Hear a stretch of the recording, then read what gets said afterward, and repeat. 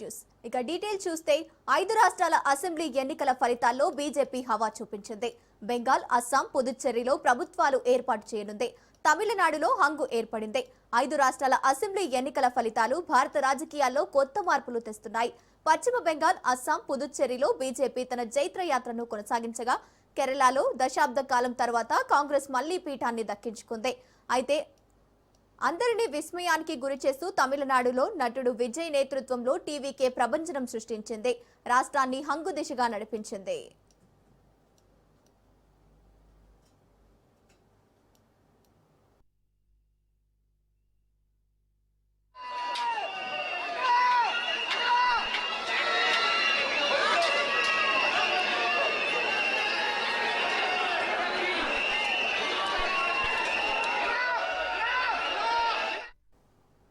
పశ్చిమ బెంగాల్లో మమతా బెనర్జీ 15 ఏళ్ల పాలనకు బీజేపీ చరమగీతం పాడింది. నువ్వెందు అధికార నాయకత్వంలో 200 కంటే ఎక్కువ స్థానాల్లో విజయ కేతనం ఎగురవేసి బీజేపీ అక్కడ మొదటిసారి అధికార పీఠాన్ని కైవసం చేసుకుంది. అటు అస్సాంలో ముఖ్యమంత్రి హిమాంతా బిశ్వా శర్మ తన అభివృద్ధి మంత్రంతో వరుసగా 3వ బీజేపీని విజయ తీరాలకు చేర్చి హ్యాట్రిక్ నమోదు చేశారు. పుదుచ్చేరిలో కూడా ఎన్ రంగస్వామి నేతృత్వంలోని ఎన్ఆర్ కాంగ్రెस बीजेपी कूटमी मल्ली अधिकाराన్ని నిలబెట్టుకుంది. कार्यकर्ता होने के नाते मैं भाजपा के हर कार्यकर्ता की खुशी में शामिल हूं। साथियों, आज का ये दिवस कई मायनों में खास है, विशेष है। ये देश के उज्जवल भविष्य की घोषणा का दिन है। ये भरोसे का दिन है। भरोसा भारत के महान लोकतंत्र पर, भरोसा परफॉर्मेंस की पॉलिटिक्स पर, भरोसा स्थिरता के संकल्प पर, भरोसा एक भारत श्रेष्ठ भारत की भावना पर। साथियों, मैं बंगाल की जनता का, असम की जनता का, पुडुचेरी की जनता का, तमिलनाडु और केरलम की जनता का आज आदर पूर्वक नमन करता हूं। मैं उन सबको वंदन करता हूं। बीजेपी के कोटि कोटि कार्यकर्ताओं का भी हृदय से अभिनंदन करता हूं। भाजपा के हर छोटे बड़े कार्यकर्ता ने एक बार फिर से कमाल कर दिया है, कमल खिला दिया है, नया इतिहास रच दिया है। साथियों, भारतीय जनता पार्टी के अध्यक्ष श्री नितिन नवीन जी द्वारा अध्यक्ष पद संभालने के बाद ये पहले विधानसभा चुनाव थे। इन चुनावों में पार्टी कार्यकर्ताओं का, हर कार्यकर्ता को उनका जो తమిళనాడు ఫలితాలు ఈ ఎన్నికల్లోనే అత్యంత సంచలనంగా మారాయి. ఎవరు ఊహించని విధంగా నటుడు విజయ్ స్థాపించిన తమిళగ వెట్రి కలగం 109 స్థానాల్లో ముందంజలో ఉండి అతిపెద్ద పార్టీగా అవతరించింది. ముఖ్యమంత్రి స్టాలిన్ తన కంచుకోట కొలత్తూరులో ఓడిపోవడం డీఎంకే పతనానికి నిదర్శనంగా నిలిచింది. అన్నా డీఎంకే 55 స్థానాలతో, డీఎంకే 52 స్థానాలతో తర్వాత స్థానాల్లో ఉన్నాయి. ఏ పార్టీకి 118 మార్కు అందకపోవడంతో విజయ్ ఇప్పుడు ఇతర పార్టీల మద్దతుపై ఆధారపడాల్సిన పరిస్థితి కనిపిస్తోంది. தன்னோட தனித்தன்மை இழக்கவே இழக்காது. Yes, a lion is always a lion. There are so many jackals and other animals in the forest, but there will be only one lion. And even if it is single, it will be the king of jungle. It is not only a description but also a clear declaration. Assam assembly ఎన్నికల్లో ముఖ్యమంత్రి హిమాంతా బిశ్వా శర్మ నాయకత్వంలో BJP hat trick విజయం నమోదు చేసుకుంది.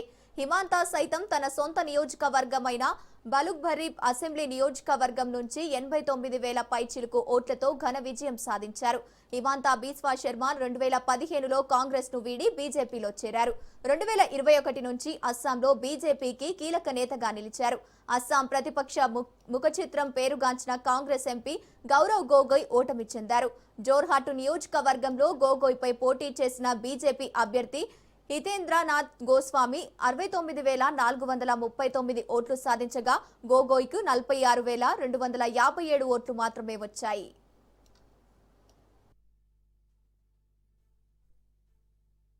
దేశ ప్రజల లోపల అయోమయం సృష్టించే ప్రయత్నం చేసినటువంటి రాష్ట్ర ముఖ్యమంత్రి రేవంత్ రెడ్డి గారికి, తమిళనాడు ముఖ్యమంత్రి ఇంకా కొంతసేపు ఉన్నాడు ముఖ్యమంత్రి స్టాలిన్ గారికి ఇలా దేశ ప్రజలు గుణపాఠం చెప్పారు. పాపం రాష్ట్ర ముఖ్యమంత్రి ఏడికైనా అవుటే, తమిళనాడు వేండు అవుటే, మధ్యప్రదేశ్ వేండు అవుటే, బీహార్ వేండు అవుటే, హర్యానా వేండు అవుటే. నేను చెప్తున్న ముఖ్యమంత్రి తొందర రాహుల్ గాంధీ కుర్చీలో కూర్చోవాలి బాగా ఆతుత బాగుంది, ఇప్పటికున్నది. తొందరగా రాహుల్ గాంధీకి ఏం తెలియదు, నాకే అన్ని తెలుసు అని చెప్పుకునే ప్రయత్నం ముఖ్యమంత్రి చేస్తున్నాడు. ఇప్పుడు వచ్చిన ఫలితాల ప్రకారం బెంగాల్లో మేము గెలిచే అవకాశాలు ఎక్కువ ఉన్నాయి, పాండిచ్చేరిలో మేము గెలిచే అవకాశాలు ఎక్కువ ఉన్నాయి, అస్సాంలో వారు వన్సే లెక్కనే ఫలితాలు వస్తున్నాయి. ఇవాళ కేరళలో ఆ కమ్యూనిస్ట్ ప్రభుత్వం 3 సార్లు 2 సార్లు అయింది కాబట్టి ప్రజా వ్యతిరేకత ఉంది కాబట్టి అది గుడ్డిలో మీరు గెలిచే ప్రయత్నం గెలుస్తున్నారు కావచ్చు అంతే. 12 సీట్లు. దేశంలో కాంగ్రెస్ పార్టీ ఎక్కడ రాసి పెట్టుకోరు. ఇక కాంగ్రెస్ ముక్త్ భారత్ అనేటువంటి నినాదం ఇవాళ మేము సక్సెస్ కాబోతున్నాం. ఇవాళ అనేక రాష్ట్రాలు, ఇవాళ బెంగాల్ మాకు కొత్తగా యాడ్ అవుతుంది ఇవాళ. ఇట్లా ఇంకా రాబోయే ఎన్నికలు కూడా నరేంద్ర మోడీ గారి నేతృత్వంలోని ఎన్డీఏ ప్రభుత్వాలు ఈ దేశంలో డబుల్ ఇంజన్ సర్కార్ ఏర్పడబోతున్నాయి. అంతటా కూడా ఇలా బెంగాల్ ఫలితాల కోసం దేశవ్యాప్తంగా భారతీయ జనతా పార్టీ కార్యకర్తలు ఎదురుస్తున్నారు. ఈ ఫలితాలు బట్టి దాదాపు అనేక మంది కార్యకర్తలు బలిదానం అయిపోయారు. బంగ్లాదేశ్ గుండాల చేతుల మా కార్యకర్తలు బలిదానం అయిపోయారు. మా కార్యకర్తలు కేరళలో పినరయి విజయన్ వరుసగా 3వ సారి గెలిచి రికార్డు సృష్టిస్తారన్న అంచనాలను ఓటర్లు తలకిందులా చేశారు. కాంగ్రెస్ నేతృత్వంలోని యూడీఎఫ్ 100 కంటే ఎక్కువ స్థానాల్లో ఆధిక్యం సాధించి తిరుగులేని విజయాన్ని అందుకుంది. 10 ఏళ్ల కమ్యూనిస్టు పాలనపై ఉన్న అసంతృప్తి, ముఖ్యంగా ఆర్థిక సంక్షోభం, అవినీతి ఆరోపణలు కాంగ్రెస్ కు పట్టం కట్టేలా చేశాయి. సతీశన్ చెన్నితల నాయకత్వంలో యూడీఎఫ్ మళ్లీ కేరళ కోటకు హస్తగతం చేసుకుంది.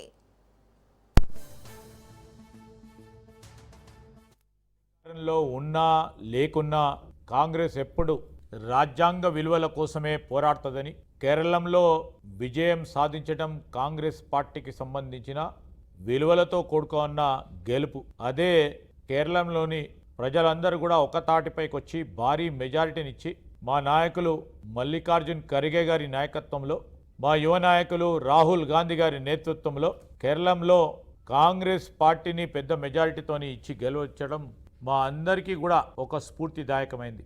కేరళలో జరిగిన ఎన్నికలు ఎక్కడ కూడా ఆ రాష్ట్ర ప్రజలు విద్వేషాలకు తావివ్వకుండా ప్రజాస్వామ్యవాదులను కాపాడుకోవాలని, విలువలతో కూడుకున్న రాజకీయాన్ని ముందు